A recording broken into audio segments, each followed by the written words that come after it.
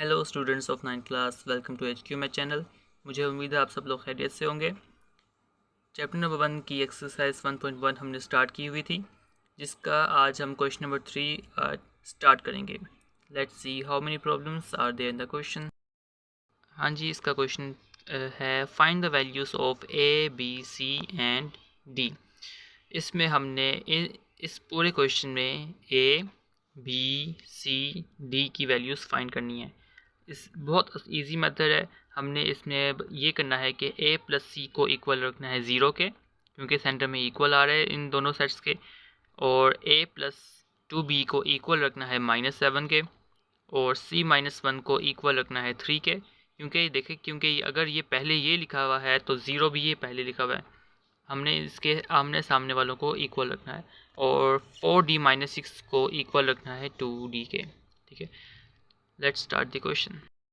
ये देखें, अब यहाँ पे वही सेम मेथड है जैसे वो हमने पहले बताया था। A प्लस सी को इक्वल रखेंगे 0 के, A प्लस 2B को इक्वल रखेंगे -7 के, और C -1 को इक्वल रखेंगे 3 के, और सबसे लास्ट में 4D-6 को इक्वल रखेंगे 2D के साथ। अब इसको हम एंड पे इक्वेशंस का नेम दे देंगे। Equation number 1, equation 2, equation 3 and last पे इक्वेशन 4। अब इसमें देखिए, उन्होंने क्वेश्चन पे क्या लिखा हुआ था कि हमने इसमें A, B, C और D की वैल्यू फाइंड करनी है। अब इसमें हमने सबसे पहले इन 4th पार्ट्स में देखना है कि सबसे इजीली किसकी वैल्यू निकल रही है, किसमें बस एक ही वेरिएबल यूज़ हुआ है। वेरिएबल मतलब कि अल्फ़ाबेट कौन सा यूज़ हुआ है। देखें, इसमें फर्स्ट इक्वेशन में 2 अल्फ़ाबेट यूज़ हुए हैं, A और C। सेकंड में भी 2 यूज़ हुए हैं, A और B। फोर्थ में D यूज़ हुआ है सिर्फ, और इसमें भी यहाँ पर भी D है, और थर्ड में भी सिर्फ C, ओनली 1 C। तो हम इसमें से थर्ड को भी यूज़ कर सकते हैं पहले, और फोर्थ को भी यूज़ कर सकते हैं। लेकिन इसमें फोर्थ की बात यह है कि इसमें इधर भी D है और इधर भी D है, तो सबसे इजीली वैल्यू C की निकल सकती है, क्योंकि इसमें बस सिंगल C ही लिखा हुआ है। तो सबसे पहले हमने ये देखना है कि कौन सी इक्वेशन में सिंगल अल्फ़ाबेट लिखा हुआ है, फिर हम उसको सिलेक्ट करेंगे। अब जैसे कि इक्वेशन नंबर 3 में C सिंगल है, तो इसलिए हम इक्वेशन 3 को यूज़ करेंगे पहले, फ्रॉम इक्वेशन 3। ठीक है, अब इसमें हम लिख देंगे C -1 = 3। अब आप ये देखें कि इसमें बस सिंपल मैथ का रूल जैसे होता है कि अगर कोई वैल्यू इक्वल्स टू की एक साइड पे माइनस हो, तो वो दूसरी साइड पे जब जाएगा तो वो पॉजिटिव हो जाएगा। ये देखें ऐसे। अब इसमें देखें, यहाँ पर 1 जो है वो नेगेटिव है। जब ये इक्वल्स टू की राइट साइड पे जाएगा तो फिर ये हो जाएगा पॉजिटिव। C = 3 + 1। ठीक है, ये इस रूल को आपने याद रखना है। अगर आप यही गलती आप करेंगे कि -1 को भी वहीं जाके माइनस ही लिखेंगे, तो आपके नंबर डिटेक्ट हो जाएंगे और यहाँ पर C की वैल्यू भी गलत आ जाएगी। और अगर यहाँ पे मल्टीप्लाई का ही देखा जाए, अगर यहाँ पर कोई चीज़ मल्टीप्लाई हो रही है तो उस तरफ जाएंगे तो डिवाइड हो जाएगा, अगर डिवाइड हो रही है तो मल्टीप्लाई हो जाएगा। लेकिन अब ये बस हम बात प्लस और माइनस की ही करेंगे। ठीक है, अगर माइनस है तो उधर जाके प्लस, अगर प्लस है तो उधर जाके माइनस। इस रूल को आपने नहीं भूलना। अब यहाँ पे इसको बस सिंपल प्लस कर देंगे तो यहाँ पर C की वैल्यू आ जाएगी। C = 4। यहाँ पे हमारे पास C की वैल्यू आ चुकी है। अब हमने ये चेक करना है कि हमने में सबसे पहले इसको यूज़ कर लिया, तो इसमें से हमने C की वैल्यू निकाल ली है। अब हमने बाकी इक्वेशंस में ये चेक करना है कि C कहाँ पे यूज़ हो रहा है, फिर हम C की वैल्यू को उस इक्वेशन में पुट कर देंगे। तो इस लिहाज से फिर हमारा सेकंड अल्फ़ाबेट का भी आंसर आ जाएगा।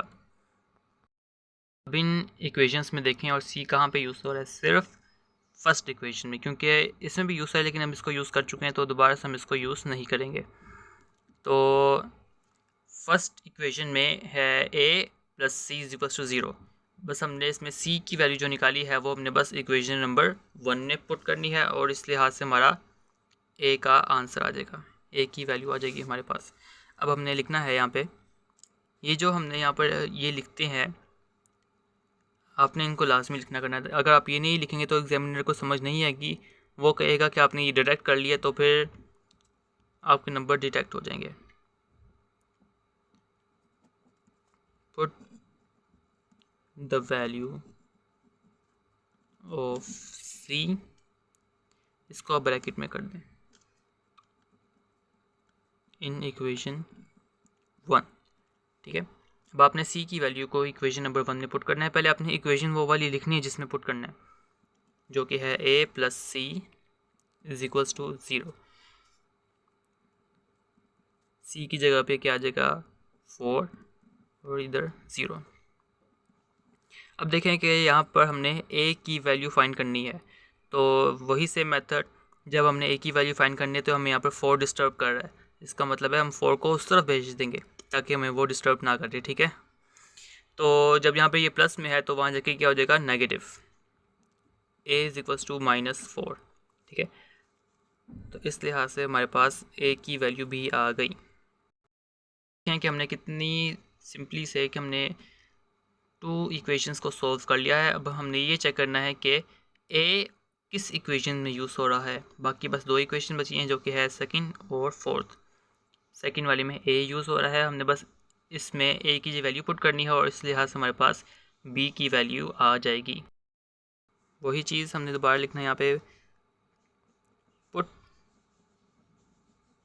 Value of a in equation 2। पहले हमने इक्वेशन लिखनी है यहाँ पे, जो कि है a plus 2b is equals to -7। अब यहाँ पर a की वैल्यू हमने क्या निकाली है -4, तो हम यहाँ पे a की वैल्यू पुट कर देंगे, जो कि है -4 plus 2b is equals to -7। अब आप इसमें देखें हमने इसमें b की वैल्यू निकालनी है, तो इसमें भी हमें यहाँ पे -4 डिस्टर्ब कर रहा है। अगर हमने किसी चीज़ की वैल्यू निकालनी है वो बस एक साइड पे बस हमेशा अकेला ही होता है, बाकी सब कुछ दूसरी साइड पे चला जाता है इक्वल्स टू के। तो वही चीज़ हम इसमें करेंगे, जो चीज़ हमें यहाँ पे डिस्टर्ब करेगी हम उसको दूर भेज देंगे। बस हमने यहाँ पर सिंगल b की ही वैल्यू b ही लिखना है। यहाँ पे पहले हम इसको -4 को उस तरफ भेज देंगे, -7 ये नेगेटिव था, जब उस तरफ जाएगा तो पॉजिटिव हो जाएगा। देंगे तो आंसर आएगा -3। आप सोच रहे होंगे कि ये माइनस कहाँ से आया। आपने ये मैथ का रूल अब याद रखना है, क्योंकि अब ये 9 क्लास से अप्लाई होता है, 9 या 8 क्लास से अप्लाई हो जाता है कि जब भी हम माइनस कर रहे होंगे तो साइन उसी का ही आएगा जो बड़ी वैल्यू के साथ होगा। अब जैसे देखें यहाँ पर माइनस जो है बड़ी वैल्यू के साथ कौन सा साइन है माइनस, तो इसलिए यहाँ पर माइनस आ गया, होगा ये माइनस ही। जैसे कि ये रूल आपने समझा होगा शायद कि plus plus is equals to plus, plus minus is equals to minus, minus plus is equals to minus, minus minus is equals to plus. ये रूल आपने मैथ का याद रखना है। जब भी मैथ में दो नंबर्स आपस में प्लस प्लस हो रहे होंगे तो वो प्लस होंगे, लेकिन जब एक प्लस होगा दूसरा माइनस होगा तो वो माइनस होंगे, और जब एक माइनस होगा दूसरा प्लस होगा तब भी माइनस होंगे, लेकिन जब दोनों माइनस माइनस होंगे तब वो प्लस होंगे। ठीक है, आहिस्ता आहिस्ता आपको मैं समझाता जाऊंगा जैसे जैसे हम आगे बढ़ते जाएंगे। ठीक है, अब यहाँ पर देखिए हमने b की वैल्यू निकालनी है। यहाँ पर हमारे पास -3 आ गई, क्योंकि ये बड़ी वैल्यू के साथ साइन था माइनस। अब इसमें देखें यहाँ पर जो 2 है वो b के साथ क्या हो रहा है मल्टीप्लाई, सेंटर में कोई साइन नहीं है जिसका मतलब है मल्टीप्लाई हो रहा है आपस में। अब यहाँ पे जैसा कि मैंने पहले बताया था कि जब कोई चीज़ आपस में इस इक्वल्स टू की एक साइड पे मल्टीप्लाई हो रही हो तो दूसरी साइड पे जाके क्या होगी डिवाइड। अब यहाँ पे ये मल्टीप्लाई हो रही है, वहाँ जाके क्या हो जाएगी ये डिवाइड। तो इस लिहाज से हमारे पास b की वैल्यू भी आ गई। कि हमने इसका सेकंड पार्ट भी सॉल्व कर दिया है, बस इसका एक ही पार्ट रह गया जो कि है फोर्थ, और इसमें देखें सिर्फ एक ही सिंगल अल्फ़ाबेट यूज़ हुआ है जो कि है d। इसको भी सेम हम 3 वाले की तरह करेंगे, लेकिन इसमें थोड़ा सा डिफरेंस होगा, क्योंकि c वाले में तो बस c एक ही दफ़ा लिखा होता है, लेकिन यहाँ पे 2 टाइम्स लिखा हुआ है। तो इसको चलिए सॉल्व करते हैं। कि मैंने यहाँ पर लिख दिया है सेम वैसे ही, फ्रॉम इक्वेशन 4 तो मैंने यहाँ पर इक्वेशन 4 लिख दी है। अब इसमें देखें कि हमने इसमें डी की वैल्यू फाइंड करनी है। अब इसमें हमें क्या डिस्टर्ब कर रहा है, 6 -6। अब देखें मैंने आपको बताया था कि हमने जिस की वैल्यू फाइंड करनी हो वो बस एक साइड पे ही एक दफ़ा ही होता है, लेकिन यहाँ पर दोनों तरफ डी लिखे हुए हैं। तो इसका सल्यूशन ये होगा कि हम इस डी को उठा के इस तरफ ले आएंगे और इस -6 को उठा के उस तरफ ले जाएंगे, ताकि इसको हम सिंगल डी कर सकें। अब देखें कि यहाँ पर 4D लिखा हुआ है और यहाँ पे 2D लिखा हुआ है, और यहाँ पर इसके साथ साइन क्या है, माइनस नहीं प्लस। तो यहाँ पर ये -6 है, उस तरफ जाएगा तो +6 हो जाएगा। देखें ये है 4D, ये प्लस 2D था तो यहाँ पर जाके -2D हो जाएगा, और ये -6 उस तरफ जाके +6। अब देखिए कि इसके ये दोनों आपस में माइनस हो सकते हैं, बिल्कुल हो सकते हैं, क्योंकि इनके साथ जो अल्फ़ाबेट मौजूद है वो सेम है। अगर किसी नंबर के साथ अल्फ़ाबेट डिफरेंट हो, जैसे कि फॉर एग्जांपल 2A - 3B, ये दोनों आपस में माइनस नहीं हो सकते। लेकिन जब दो सेम अल्फ़ाबेट आपस में माइनस हो रहे हों तो ये दोनों आपस में माइनस हो सकते हैं, क्योंकि इनके साथ अल्फ़ाबेट जो है वो सेम है। अब इसमें भी देखें, ये यहाँ पर 4D है और यहाँ पर -2D है। वही सेम जैसे हम करते रहे कि हमने 4 में से 2 माइनस कर देने, जो क्या आंसर आएगा, 2D, यहाँ पे +6। अब यहाँ पर आप सोचते होंगे कि यहाँ पर साइन प्लस ही क्यों रहा है, क्योंकि बड़ी वाली के साथ मैंने आपको बताया था जो साइन आएगा वही इसके आंसर में आएगा, आंसर प्लस साइन। अब देखें कि यहाँ पर हमने डी की वैल्यू निकालनी है, तो यहाँ पर हमें 2 डिस्टर्ब कर रहा है तो हम 2 को उस तरफ भेज देंगे। अब 2 जो है वो डी के साथ आपस में क्या हो रहा है, मल्टीप्लाई, तो उस तरफ जाके क्या हो जाएगा, डिवाइड। ठीक है।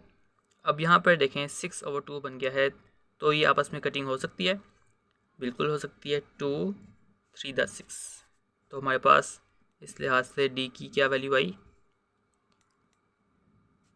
3। ये देखिए हमने कितने इजीली हमने सारे अल्फ़ाबेट्स की ABCD की वैल्यूज़ निकाली हैं। अब हम इनको एक ब्रैकेट में बंद कर देते हैं, लास्ट में हम इनको एक ब्रैकेट में क्लोज कर देते हैं। ए की वैल्यू हमारे पास क्या आई थी, -4।